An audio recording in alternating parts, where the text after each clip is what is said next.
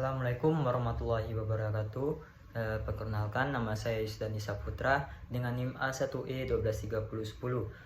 Saya di sini akan memaparkan hasil laporan saya studi kasus benchmarking, bimbingan dan konseling, di mana laporan ini saya dari hasil benchmarking studi kasus bimbingan dan konseling di SMA Negeri 9 Bandung sebagai bagian dari tugas akhir mata kuliah benchmarking, bimbingan dan konseling Universitas Jambi. Laporan ini bertujuan untuk menganalisis profil lembaga, proses layanan BK, jenis kasus-kasus, pendekatan konseling, serta perbandingan praktik dengan teori yang dipelajari kita di kelas. Profil lembaga SMA Negeri 9 Bandung ini yaitu unit bimbingan dan konseling di SMA Negeri 9 Bandung berfokus pada mendukung perkembangan siswa secara menyeluruh dengan nama lembaga unit bimbingan dan konseling SMA Negeri 9 Bandung maupun sasaran layanan mereka yaitu seluruh siswa SMA Negeri 9 Bandung. Layanan BK ini dirancang untuk memenuhi kebutuhan perkembangan peserta didik secara komprehensif, mencakup aspek pribadi mereka, sosial, belajar maupun karir mereka.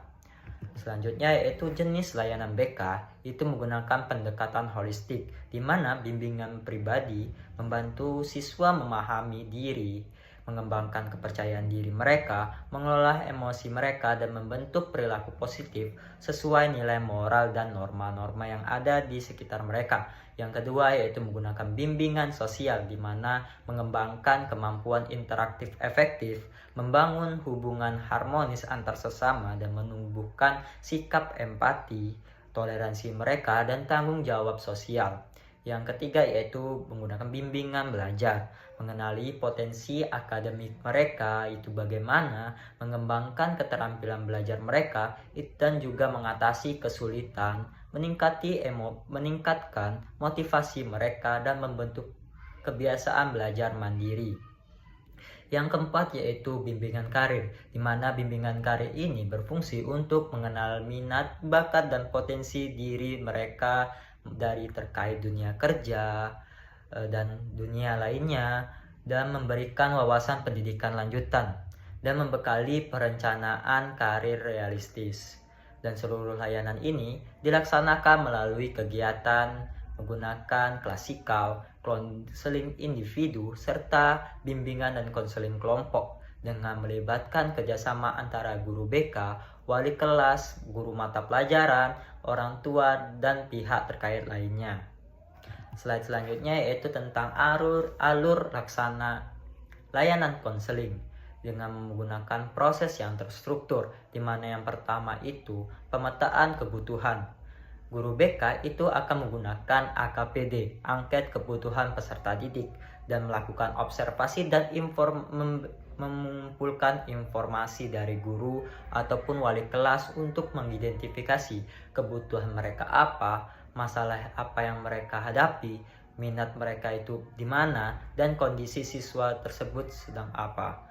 Yang kedua yaitu inisiasi layanan, di mana layanan ini dimulai melalui rujukan guru, inisiatif siswa, self-referral mereka, ataupun undangan dari guru BK berdasarkan hasil pemetaan mereka. Yang ketiga yaitu melaksanakan konseling, di mana adanya lakukan pertemuan tatap muka antara guru BK dan siswa untuk membangun raport, dengan bisa juga mereka mengeksplorasi masalah mereka yang dihadapi oleh siswa dan menetapkan tujuan konseling ini dengan mereka itu bagaimana.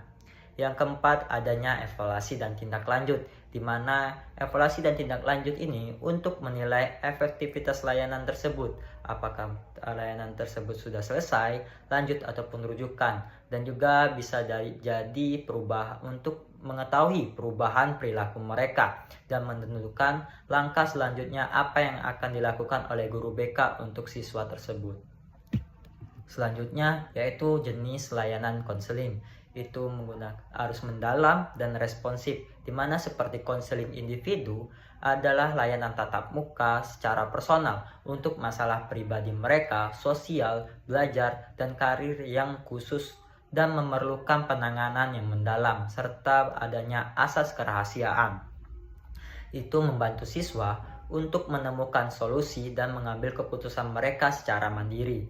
Yang kedua yaitu adanya konseling kelompok, di mana layanan ini untuk sekelompok siswa dengan masalah ataupun kebutuhan yang sama, memanfaatkan adanya dinamika kelompok dalam konseling tersebut untuk bisa berbagi pengalaman mereka dan dapat dukungan dari segala arah dan pengembangan keterampilan sosial mereka. Yang ketiga yaitu layanan responsif, di mana adanya harus guru BK itu respon cepat dan tepat terhadap masalah yang mendesak, seperti mereka berkonflik, adanya pelanggaran tata tertib, masalah emosional yang sedang diderita mereka, ataupun yang sedang krisis.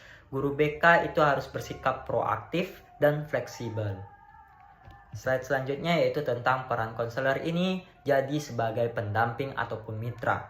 Yang pertama yaitu pendamping, itu membantu siswa untuk mengenali potensi diri mereka, di mana membimbing siswa mengeksplorasi bakat, minat, kemampuan, serta kelebihan dan kekurangan yang dimiliki oleh siswa tersebut, dan membantu merencanakan masa depan akademik dan karir untuk mereka, memberikan informasi yang kita punya yang relevan untuk tahunnya, untuk mereka melanjutkan pendidikan dan mencari peluang kerja. Yang kedua yaitu mitra orang tua dan guru. Di sini, peran konselor itu juga bisa menjadi mitra orang tua dan guru. Harus adanya komunikasi dan kerjasama dengan orang tua dan guru untuk memahami kondisi psikologis siswa tersebut, memberikan masukan dan strategi pendamping untuk mendukung perkembangan emosional, sosial, dan akademik siswa.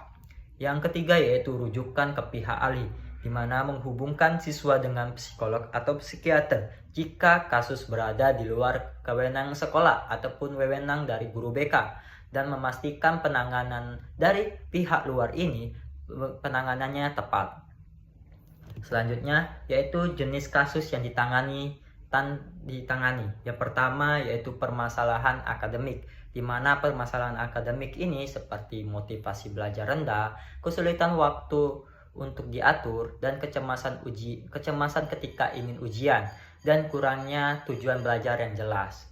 Yang kedua yaitu masalah sosial, di mana masalah sosial ini seperti perundungan dari verbal, nonverbal maupun cyber. Kesulitan penyesuaian diri di lingkungan sekolah itu juga masalah sosial, dan adanya konflik dengan teman sebaya itu adalah hal yang sering dilakukan oleh siswa-siswa. Dan untuk yang ketiga yaitu konflik keluarga, di mana karena adanya kurang komunikasi, mereka adanya konflik seperti tekanan keluarga ataupun kondisi emang keluarganya tidak harmonis yang bisa mempengaruhi emosi dan motivasi belajar siswa. Permasalahan tiga ini seringkali saling terkait dan memerlukan pendekatan komprehensif dari guru BK untuk membantu siswa mengatasinya. Yang selanjutnya adanya pendekatan konseling yang digunakan yaitu behavioral dan humanistik, di mana behavioral ini untuk mengubah perilaku mereka yang negatif seperti membolos ataupun pelanggaran disiplin menjadi kebiasaan positif dengan teknik penguatan perilaku yang diterapkan dengan membentuk kebiasaan-kebiasaan yang lebih baik. Yang kedua yaitu pendekatan humanistik dengan memberikan ruang empati dan penerimaan tanpa syarat bagi siswa yang mengalami masalah emosional pada pengembangan potensi diri siswa dan menciptakan lingkungan yang mendukung untuk pertumbuhan mereka.